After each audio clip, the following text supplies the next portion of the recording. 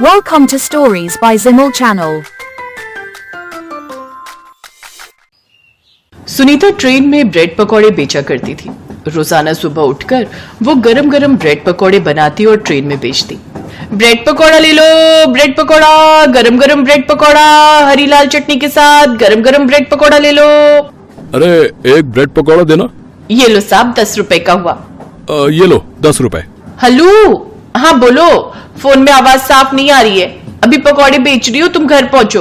और हाँ, सब्जी लेते जाना। पूजा को बोलना मैं थोड़ी देर में घर में आ जाऊंगी, तब तक वो सब्जी बनाकर रख लेगी। हाँ रखती हूँ, पकौड़े बेचने दो अब, नहीं तो ठंडे हो जाएंगे तो ग्राहक खरीदेंगे नहीं। सुनीता का पति मोहन रेलवे स्टेशन पर ही कुली का काम करता था। दोपहर के समय जब धूप बढ़ जाती तब मोहन घर चला जाता था।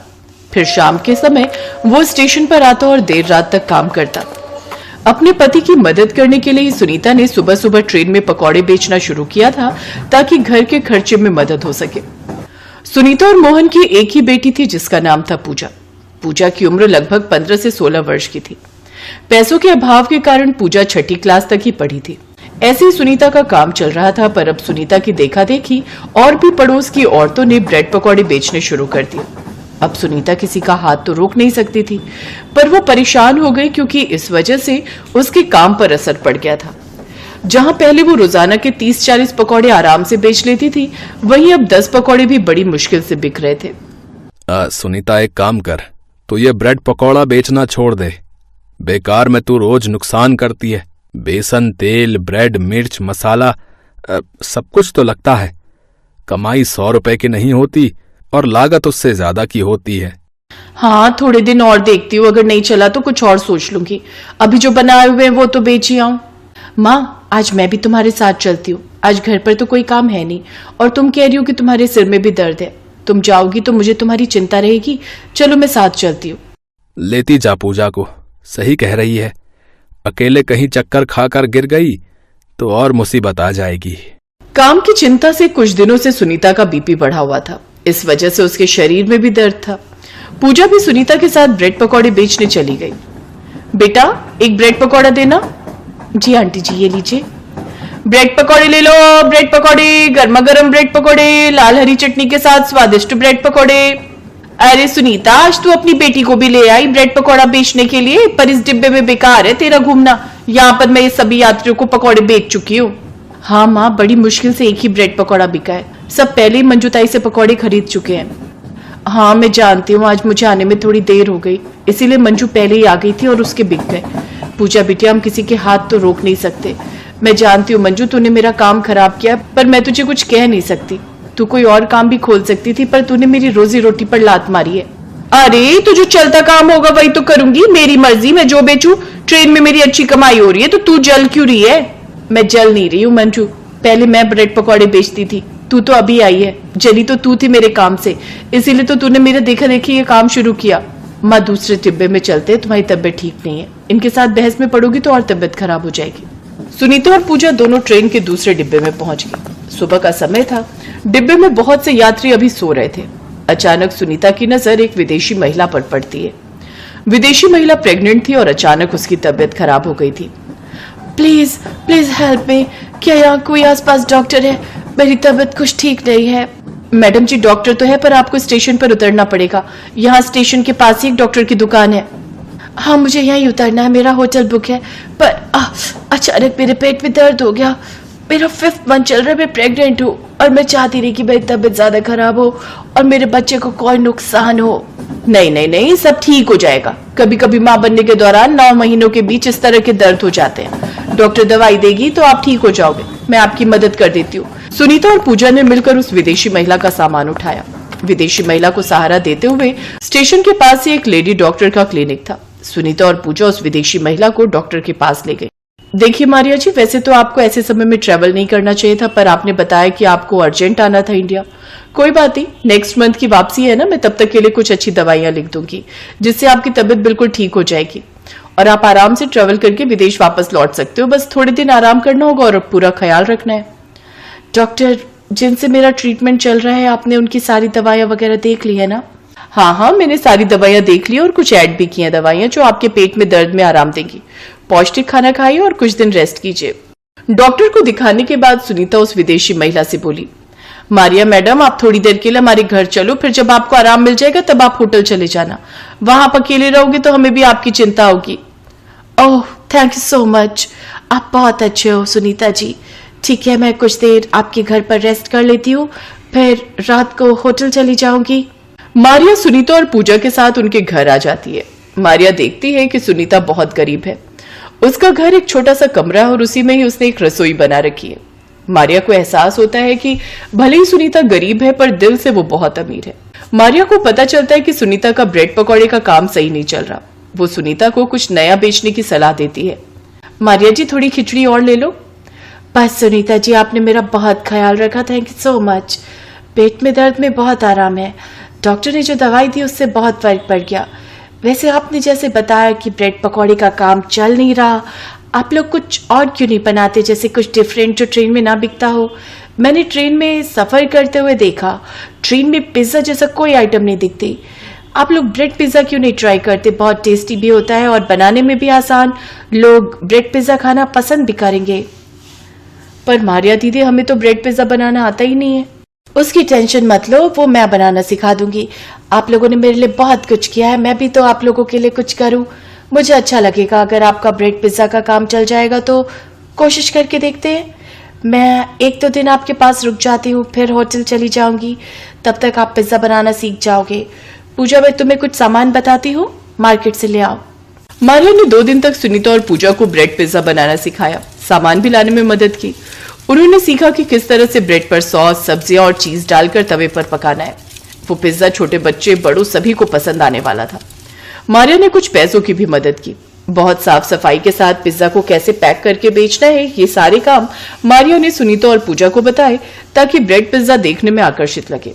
तीसरे दिन मारिया अपने होटल जा चुकी थी, पर उसने जो ब्रेड पिज्जा बनाना सुनीता और पूजा को सिखाया था उस पर काम करते हुए सुनीता और पूजा ने पहली बार ट्रेन में ब्रेड पिज्जा बेचना शुरू किया। मंजू और बाकी औरतें भी हैरान थी कि सुनीता खाने की ये क्या नई आइटम ले आई है। फटाफट से सुनीता के ब्रेड पिज्जा बिक रहे थे। ब्रेड पिज्जा ले लो, गरम गरम ब्रेड पिज्जा, चीजी और टेस्टी टोमेटो केचप के साथ। वाह माँ, तुमने तो बिल्कुल सही बोला। मारिया दीदी ने यही कहा था, सब हमारे ब्रेड पिज्जा बहुत पसंद कर रहे हैं। मारिया आंटी का आइडिया काम कर गया। हाँ, हमारी अच्छी बिक्री हुई है।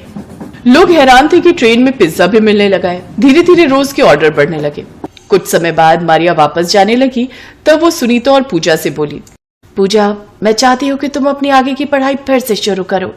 सुनीता, तुम और मोहन दोनों मिलकर ब्रेड पिज्जा का स्टॉल चलाना। कोई भी हेल्प चाहिए हो तो मुझे कांटेक्ट करना। सुनीता की आंखों में आंसू आ गए। वो और पूजा दोनों मारिया को दिल से धन्यवाद कहती हैं। कुछ दिनों बाद रेलवे प्लेटफॉर्म पर सुनीता और मोहन मिलकर ब्रेड पिज्जा का स्टॉल लगाने लगे और इधर पूजा ने दोबारा पढ़ाई शुरू कर दी।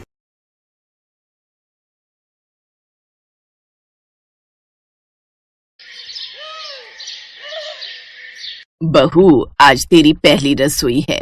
हमारी झोपड़ी के पीछे चूल्हा बना हुआ है, वहीं पर हम लोग खाना बनाते हैं। सासू माँ, हम लोग भी मिट्टी के चूल्हे पर ही खाना बनाते थे। बताइए क्या बनाना है खाने में?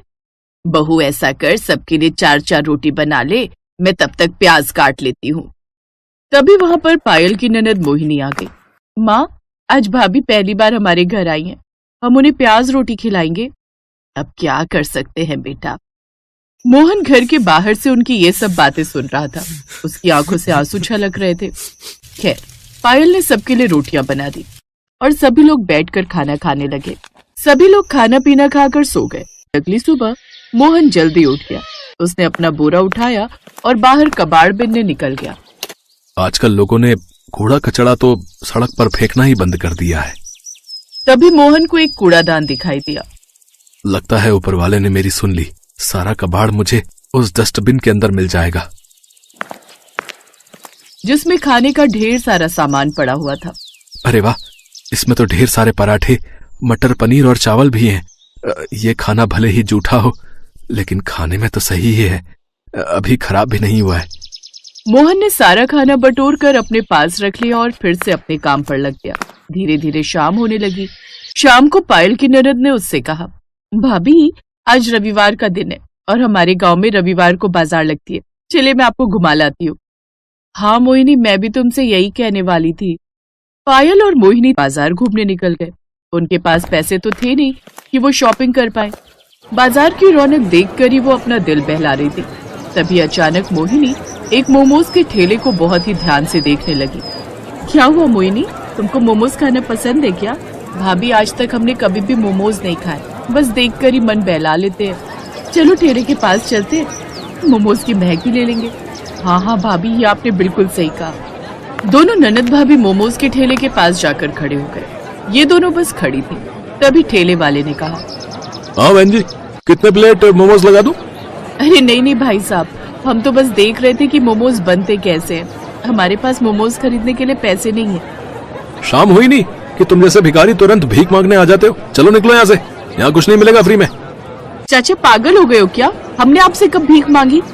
मोहिनी चलो यहाँ से, इनसे बहस मत करो। हमारे पास पैसे नहीं और फालतू में यहाँ खड़े हैं तो उन्हें ऐसा ही लगा होगा कि हम भिखारी हैं। पायल और मोहिनी उसी वक्त मार्केट से अपने घर की तरफ पैदल ही चल पड़ी।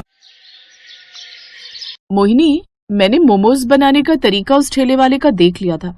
अगर मुझे मोमोज बनाने का सामान मिल जाए तो मैं उससे भी स्वादिष्ट मोमोज बना सकती हूँ। क्या बात है भाभी, आप तो बड़े तेज हो। खैर, पायल खाना बनाने वाली थी कि तभी राकेश कूड़ेदान से उठाया हुआ खाना लेकर घर पहुंच गया। रुक जाओ पायल, आज खाना बनाने की कोई जरूरत नहीं है।